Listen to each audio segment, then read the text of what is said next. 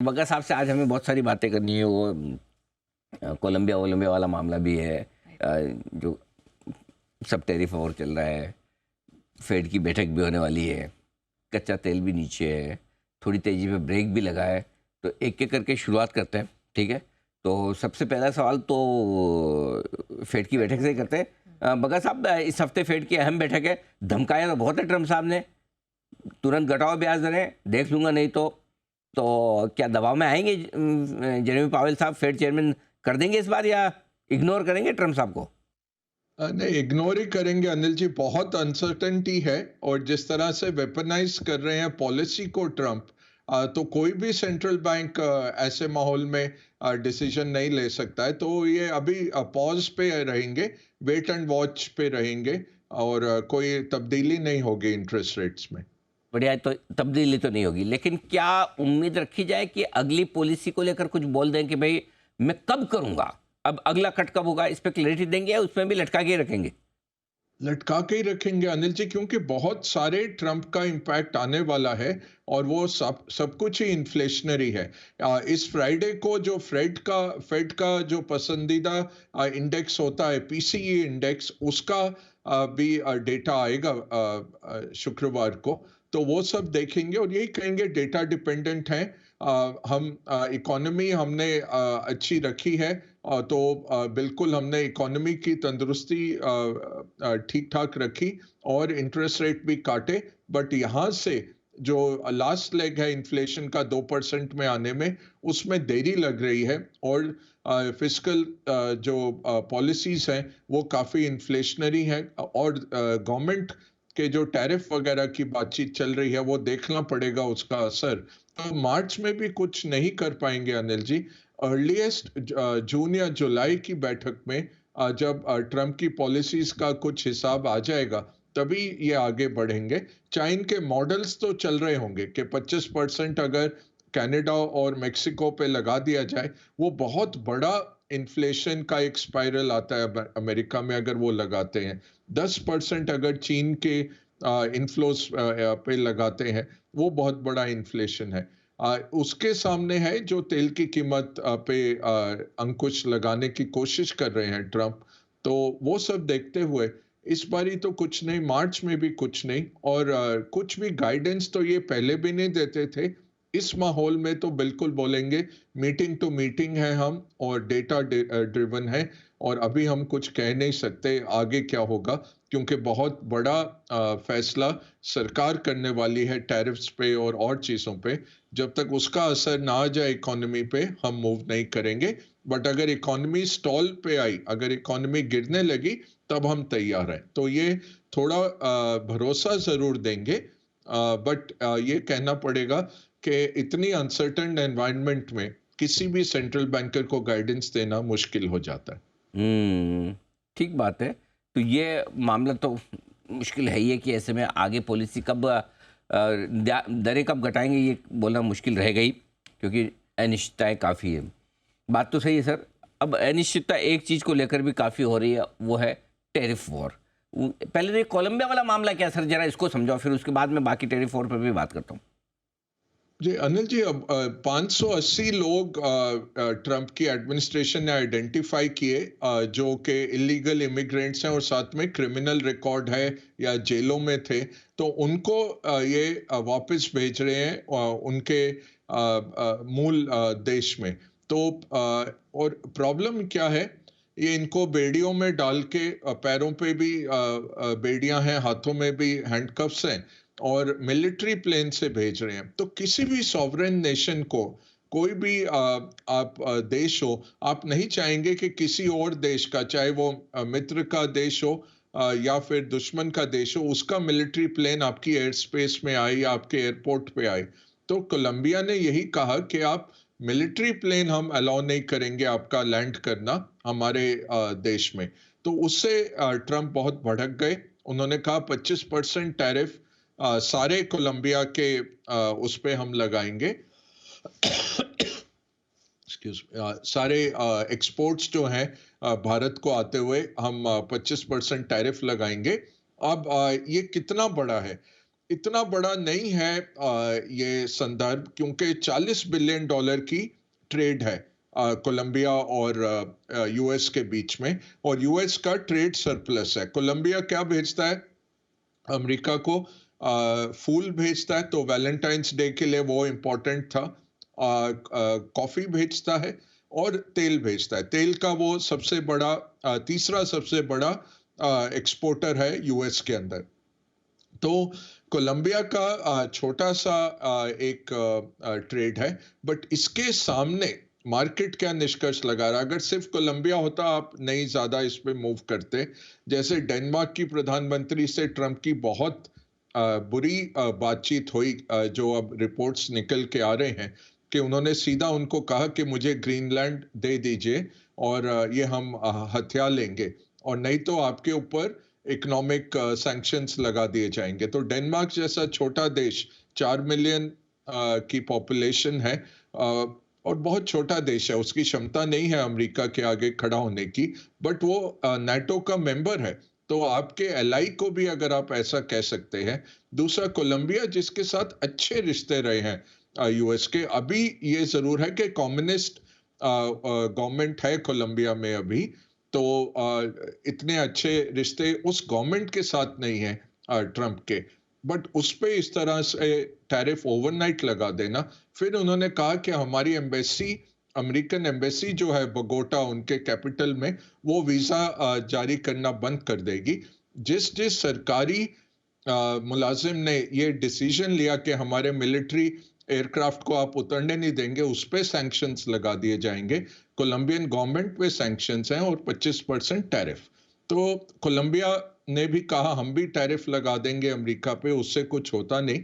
But अच्छी बात क्या हुई है कि कोलंबिया ने कहा हमें इसमें अड़चन नहीं है लेने में अपने नागरिक वापस, हम्म। हम सिर्फ कह रहे थे मिलिट्री प्लेन मत भेजिए। तो अब क्या हुआ अनिल जी, होंडुरास में, सेंट्रल अमेरिका में वो लोग उतारे गए हैं अमेरिका द्वारा, और वहां पे उनका प्रेसिडेंट का प्लेन जा रहा है उनको लेने के लिए। तो अगर वो हो जाता है तो हो सकता है आज शाम तक ये मामला थोड़ा निपट जाए। तो यही है कि मार्केट एज पे है, और ट्रंप की हर हरकत पर वॉलेटिलिटी बढ़ रही है। तो अ, अब मेक्सिको कनाडा देख रहे होंगे कि ये 25% ऐसे ही लगा देते हैं, तो अभी नेगोशिएटिंग टेबल पे वो जरूर आएंगे कि बातचीत की जाए। जस्ट आपको एक आइडिया देने के लिए, मेक्सिको के साथ जो सालाना ट्रेड है वो $750 बिलियन का है। यहाँ 40 बिलियन की बात हो रही थी कोलंबिया के साथ। मेक्सिको, क्योंकि चाइनीज कंपनीज ने मैन्युफैक्चरिंग बहुत सारा मेक्सिको में मूव कर दिया, स्पेशली ऑटोमोबाइल्स का। तो वो अब ट्रंप कह रहे हैं कि अमेरिका में लेके आओ, नहीं तो मैं टैरिफ लगाऊंगा, ये करूंगा। तो मेक्सिको के साथ काफी बड़ा ट्रेड है, और उसमें मार्केट मूविंग हो सकता है अगर 1 तारीख तक कुछ होता नहीं है, दोनों नेगोशिएशन में नहीं आते। ये बात है अनिल जी। बग्गा साहब हमारे साथ हैं और बग्गा साहब से हमने कोलंबिया वाले मामले पर तो बातचीत की, लेकिन कुछ और बड़े इंटरेस्टिंग डेवलपमेंट है जो ट्रंप साहब के बयानों की वजह से आते हुए दिख रहे हैं। एक जिस चीज़ पर दुनिया भर की नज़र, कौन सा डीप सीक, चाइना में ये जो नया उन्होंने आर्टिफिशियल इंटेलिजेंस के सामने रखा है, बग्गा साहब इसकी क्या अहमियत है और क्या असर पड़ेगा सर, जरा अगर ये समझा पाएँ आप। नहीं, बहुत इम्पोर्टेंट एक मूव है अनिल जी। और चाइना क्या कह रहा है कि इसको इन्होंने रीइंफोर्स लर्निंग की तरह से सिखाया है, कि जैसे बच्चा सीखता है ना कि इस चीज के लिए रिवॉर्ड है, इस चीज के लिए पनिशमेंट है, और ऐसे फिर वो अपने आप सीखता जाता है बच्चा।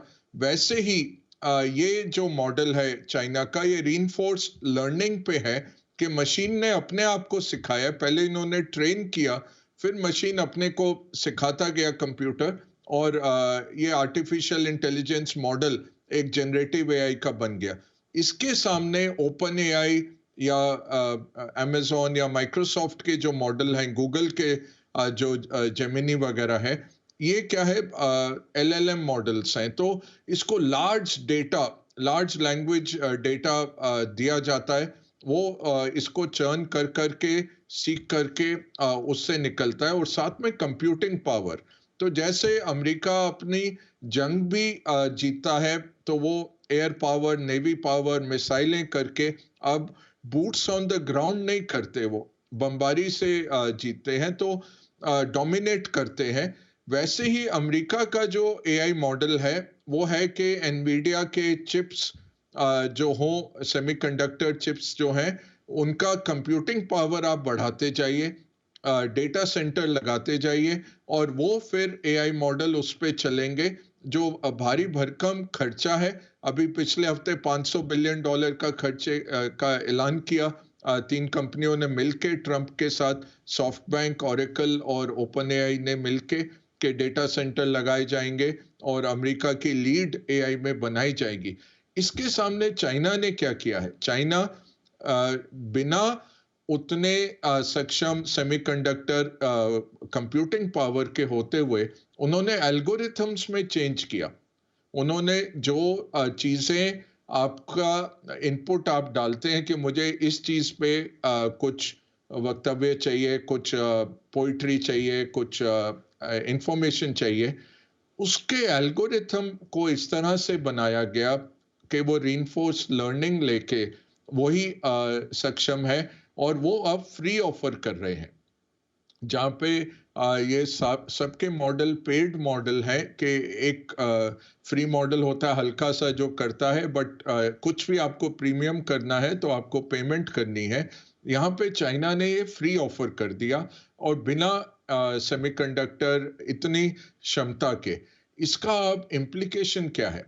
एक के यूएस इतना खर्चा, अमेरिका इतना खर्चा कर रहा है, क्या वो गलत है खर्चा? और चाइना ने इजाज़ कर लिया है एक सॉल्यूशन जो कि नेटिव इंटेलिजेंस पे बेस्ड है, और बच्चे जिस तरह से सीखते हैं उस पे बेस्ड है। दूसरा, जो इतने हाई अमेरिका के बिग टेक के जो वैल्यूएशंस हैं, एनवीडिया वगैरह सोच रहे हैं कि अगले 10 साल तक उनका कैपेसिटी पूरा बना हुआ है, डेटा सेंटर लगाए जा रहे हैं दुनिया भर में। डेटा सेंटर लगने के कारण रिन्यूएबल एनर्जी की कंपनियां अच्छा कर रही हैं, और ट्रांसमिशन की कंपनियां प्राइवेटाइज हो रही हैं दुनिया भर। तो एक पूरा इकोसिस्टम, अनिल जी, एक सवालिया निशान में आ जाता है इस मॉडल के चलते।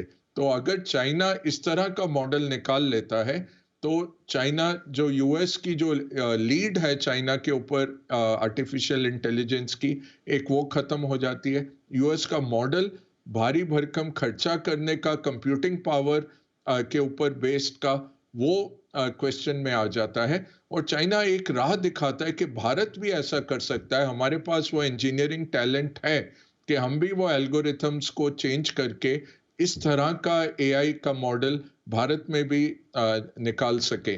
सो ये बहुत इम्पोर्टेंट एक डेवलपमेंट है ओवर द वीकेंड, और हम देख रहे हैं आज नैस्डैक के फ्यूचर्स बहुत तेजी से नीचे भी गिर रहे हैं। वेडनेसडे और थर्सडे को रिजल्ट्स भी हैं, माइक्रोसॉफ्ट है, मेटा है, टेस्ला है, फिर एप्पल है थर्सडे को रिजल्ट्स। तो मार्केट्स क्या है? मार्केट एलिवेटेड वैल्यूएशन पे है कि यूएस एक्सेप्शनलिज्म है, कि यूएस की इकोनॉमी बढ़ती रहेगी, बाकी देश इतना अच्छा नहीं कर रहे। ये सोच के मार्केट, यूएस के मार्केट बहुत बुलंद हैं, और बिग टेक सारा हैवी लिफ्टिंग कर रहा है यूएस मार्केट्स में। अगर ये मॉडल क्वेश्चन में आ जाता है, तो उससे वैल्यूएशन नैस्डैक की फिर से क्वेश्चन में आ जाएगी, और यूएस की जो लीड है और जो कंट्रोल है, जो कब्जा है उनका सेमीकंडक्टर्स के ऊपर, वो निकल जाता है। और इसका फिर एक थर्ड लेवल इम्पैक्ट आता है ताइवान की सुरक्षा का। ताइवान को आपने सुरक्षित रखा है क्योंकि 80% सेमीकंडक्टर ताइवान में बनते हैं दुनिया के, तो वो बहुत अहम था, उसको प्रोटेक्ट करेगा अमेरिका किसी भी कॉस्ट में, ये लगता था। अगर कल को सेमीकंडक्टर्स, वो हाई लेवल सेमीकंडक्टर्स की अगर इतनी जरूरत नहीं रहती दुनिया में, तो ताइवान के लिए बहुत मुश्किल पैदा हो सकती है, और अमेरिका शायद चाइना को, ताइवान को टेक ओवर करने दे।